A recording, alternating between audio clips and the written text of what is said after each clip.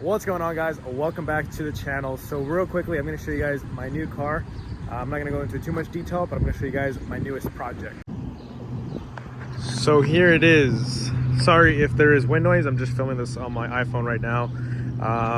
I've been detailing this car for about a week now, and I'm here at my weekend jobs, and I haven't posted anything on this car besides one little Instagram post. So I'm going to do a little walk around. That way we can get a good before and after before I start actually messing with this car.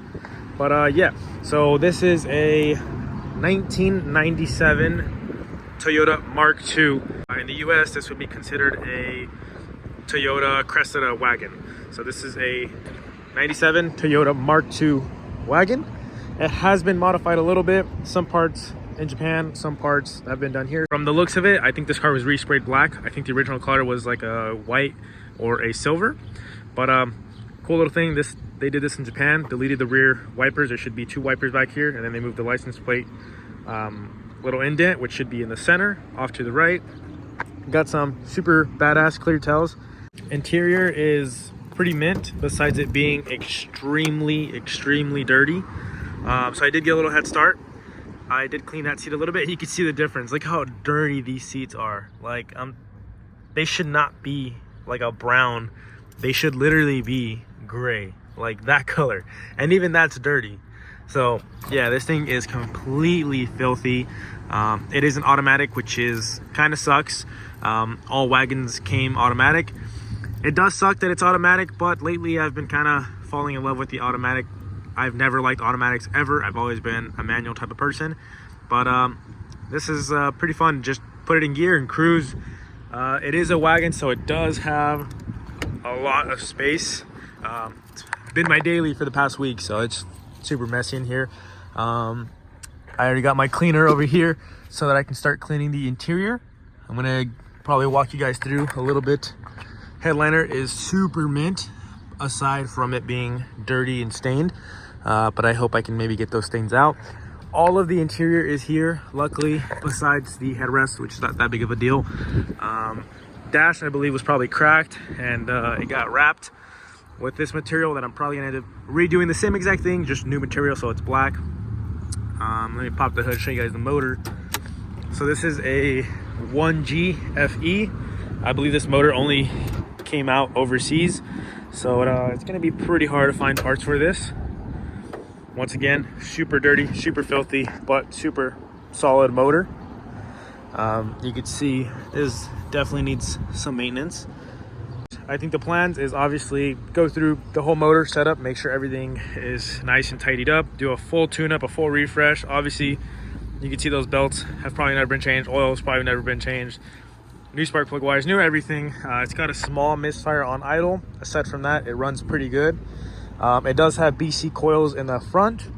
It's got cut springs in the back with shorter shocks, and it is currently open header. I don't know why it's like that. I don't know who did that.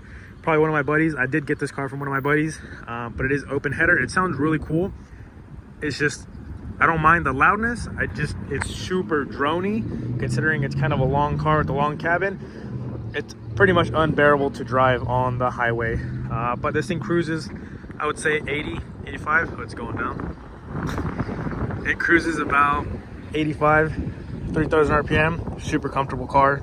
Even though it's on cut springs, it actually does not ride horrible. It is very stiff and it does bounce a lot, but compared to what I'm used to, it is not horrible. I'm used to pretty much having no travel at all, so I think it's comfortable. But yeah, it's a fun little car. I'll let you hear that 1G FE. Sounds like a 1JZ.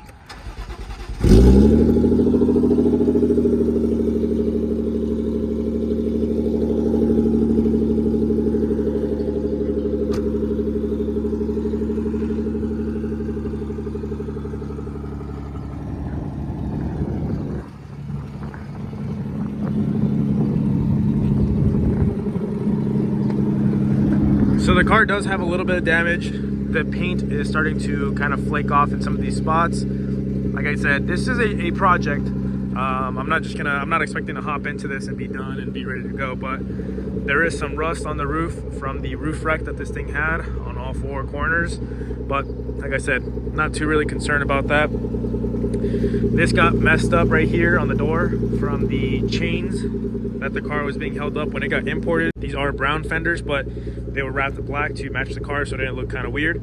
But the original fenders are long gone, so unfortunately I do have US trim on the fender, then I have the JDM trim on the rest of the car.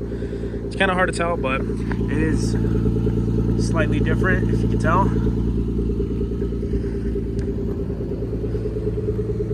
A little overview on the car. My plan is to get this motor. Is already rock solid. It's known to be a reliable motor. I just want to kind of redo everything and make sure that it is all freshened up. Plan is to get the AC working since all the system is there. So I'm going to try to get that going. I'm going to try to be building an exhaust for this thing and just cleaning the crap out of this interior because it is insanely dirty. Like, once again, I'll show you guys this side. It's all there and it's all super mint. Like, nothing is cracked, nothing is damaged. It's just super dirty. Yeah, these are, by the way, these are US seats. The ones that came in this car, I guess, were wrapped red, and the previous owner that imported the car got rid of them. So I'm kind of glad. I like the US seats more. And then I do plan on trying to buff this paint and bring it back to life. I was already messing on the door a little bit, and you can see it's a decent reflection, but this is a re-spray drop, so I don't expect it to be too good. But yeah, fun little car. Huge plus on why I got this car is because it is a California registered car. It is already registered under my name, and it's all good to go. So that's pretty rare, especially out here in California, to get a car registered in California, especially an import. It's a whole nightmare in itself. And the fact that this car is registered in California and it is a import, it's not right-hand drive converted, was a huge selling point to me. So I'm pretty excited for this car. I never thought I would be owning a Cressida. I've had buddies that have told me to get Cressidas and have been wanting me to get into a Cressida, and for some reason I've just never gotten to a Cressida, but I got myself a little Mark II wagon, which I think is pretty cool.